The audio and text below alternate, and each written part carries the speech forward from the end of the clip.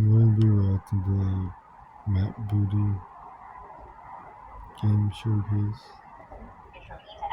from the Xbox Hello podcast. and welcome to the official Xbox podcast, the only podcast coming to you from inside Xbox. We're into June, things are starting to heat up. I'm not talking about the weather, I'm talking about the games industry. Everything really picks up at this time of year, and let me tell you, no better person to talk through it with than my co-host. I'm just saying that. Timmy. You too. It's always I'm good to have you supposed back to here. choose a few things And it's a good thing from that you're here because we do actually have a lot to talk about. We just the launched Forza game Horizon 6. Congrats showcase. to Playground Games on that. We had a big Call of Duty Modern Warfare 4 reveal yesterday. The Xbox Game Showcase is in less than a week. In fact, it's entirely too much to talk about without the help of Xbox Chief Content Officer, Beth Booty. Welcome, Matt. Hello, thanks for having me back. It is great to have you back. You're currently working on your five timers jacket, just this year, I think. So one more time. I thought there was a punch card. Like I get like a free. We gotta get an official laminated one. Yes. 12.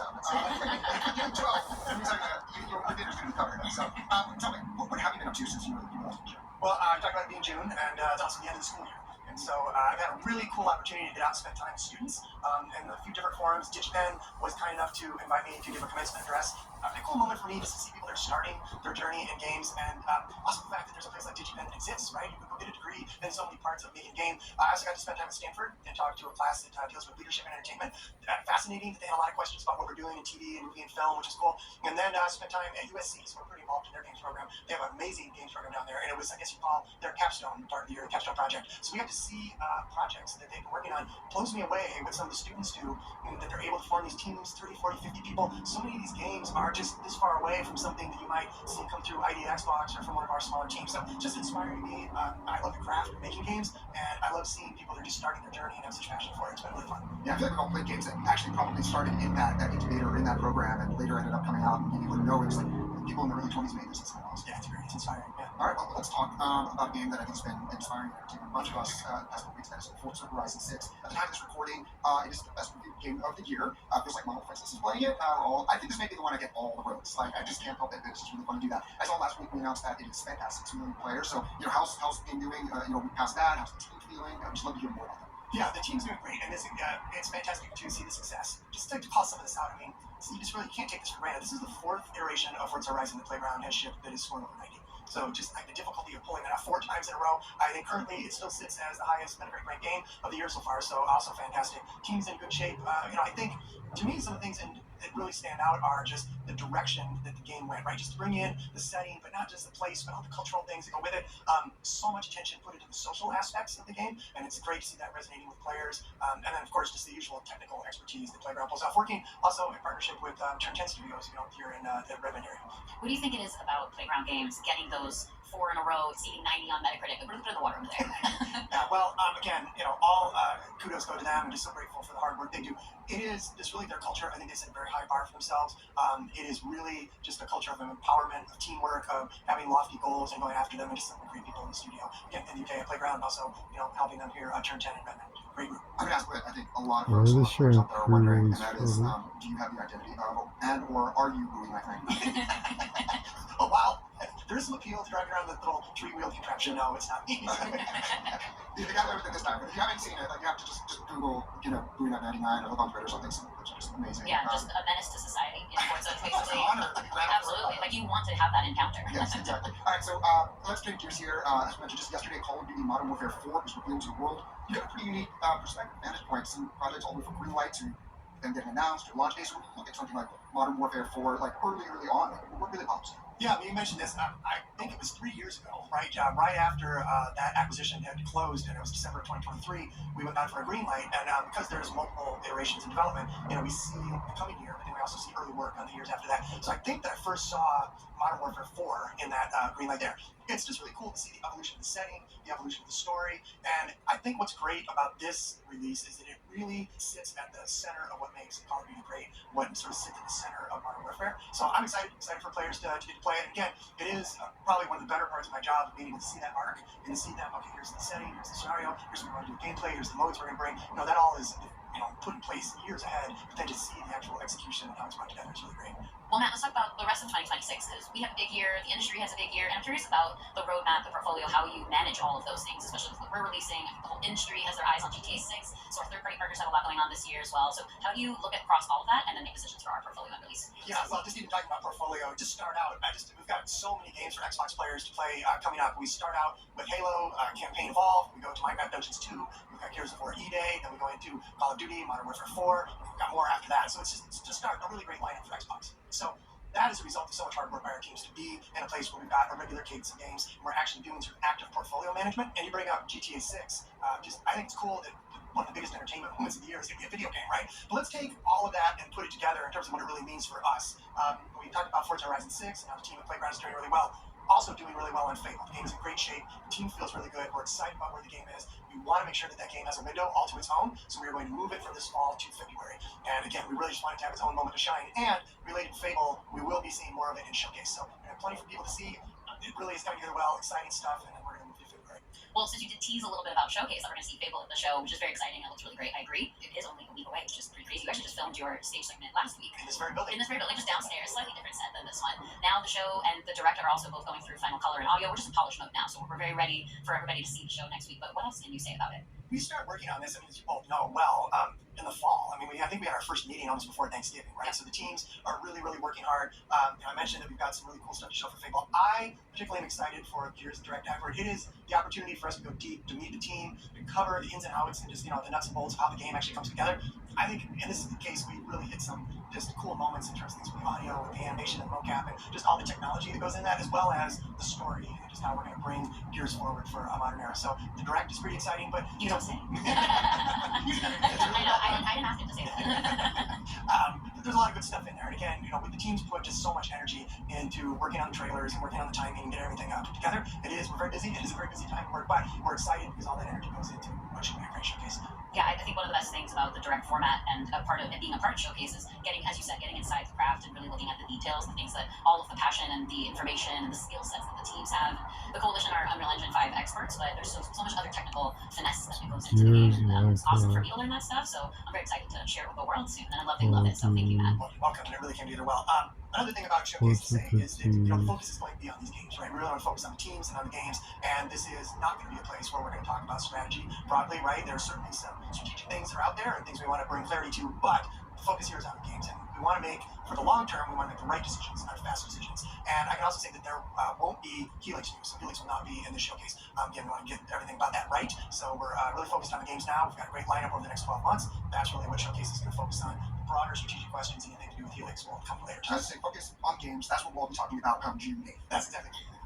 So in recent broadcasts that we've had, like the brand partner preview, we've been really transparent about when the game is multi-platform. So should we expect to see that transparency continuing in Showcase? Yes, absolutely. We'll be very clear about what platforms a game is coming to, and want to continue the precedent that we've got a good system going where we make it clear in Showcase. Well, on that note, remind all of you when and where you can watch the full Showcase, followed by Gears Direct. So the Xbox Game Showcase and Gears of War E-Day Direct starts next Sunday, June 7th at 10 a.m. Pacific, 1 p.m. Eastern. That's 6 p.m. in the UK, 7 p.m. for our friends across most of Europe on Xbox's YouTube, Twitch, and Facebook pages. They'll be available in over 40 languages, as well as American Sign Language, British Sign Language, and English audio descriptions, all thanks to my very talented localization and accessibility team. Thank you, team. I appreciate you not making a 6-7 reference. And by the way, we'll also have all the news on Xbox Wire. That's news.xbox.com. And we are preparing some special official Xbox podcast episodes as well, including one with the Coalition, which is pretty good. Bit of a tease, love that. Well, Matt, thank you so much for joining us. This has been awesome as usual. We hope to have you again soon so we can get that water bottle. Exactly. Fable 3rd of February, Call of Duty Modern Warfare 4, Gears of War E-Day and Mandalorian Showcase Activities, Halo Campaign Evolved, Forza Horizon 6, Minecraft Dungeons 2.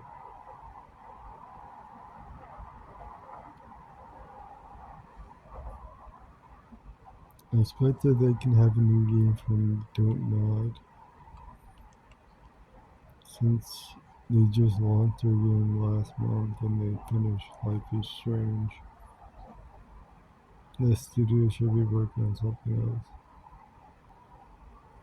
They could show gameplay from Undead Labs. They could definitely have an update for Sea of Thieves. Project Mara from Ninja Theory hadn't shown anything.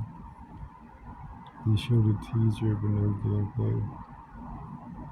Clockwork Revolution will have gameplay.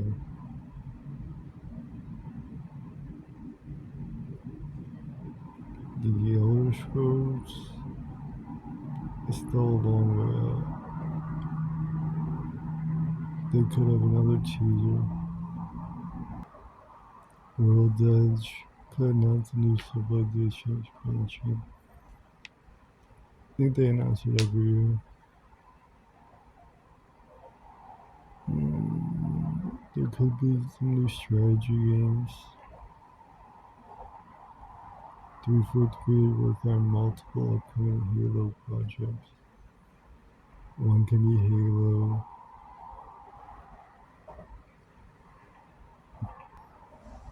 Halo Wars 3. There was the Gears of War strategy game that could get a sequel. And the Halo top-down series could it's small enough to get a sequel, but I don't know if they're working on that one. Halo Spartan Evolved.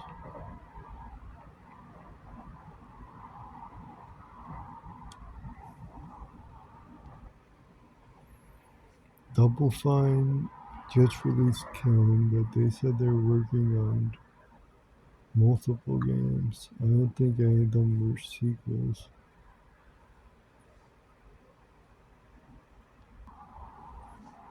Clockwork Revolution will have gameplay. It's possible to have another remake.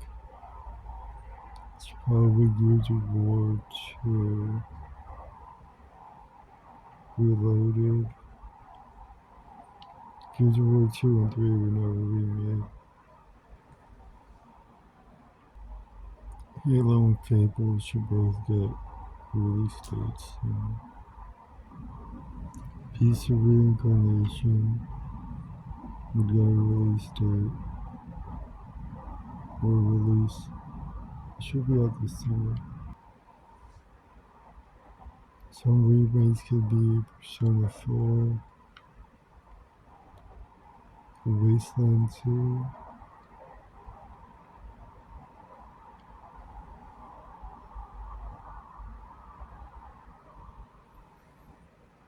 Atlas could announce a new game with Persona 4 remake.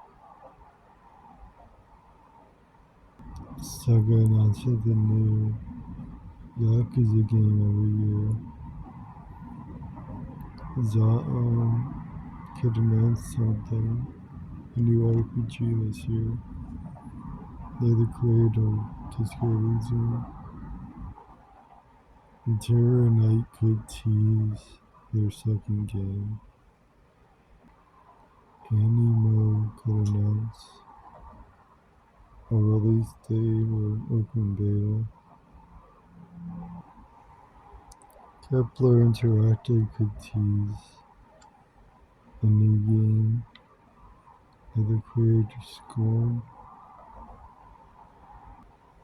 They should definitely have a new horror game. There could be a new Amnesia, but I don't think that's big enough for their showcase. The game L could get a trailer, teaser, release date.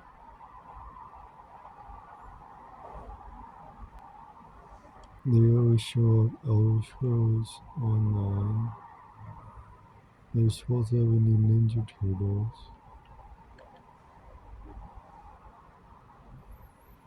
About Quake 2 remake or original Wolfenstein remake, original Psychonauts remake.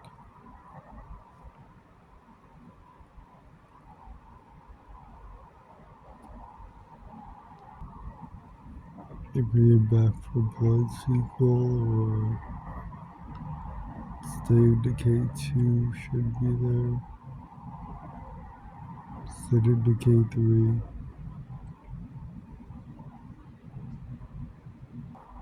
Could show Clockwork Revolution.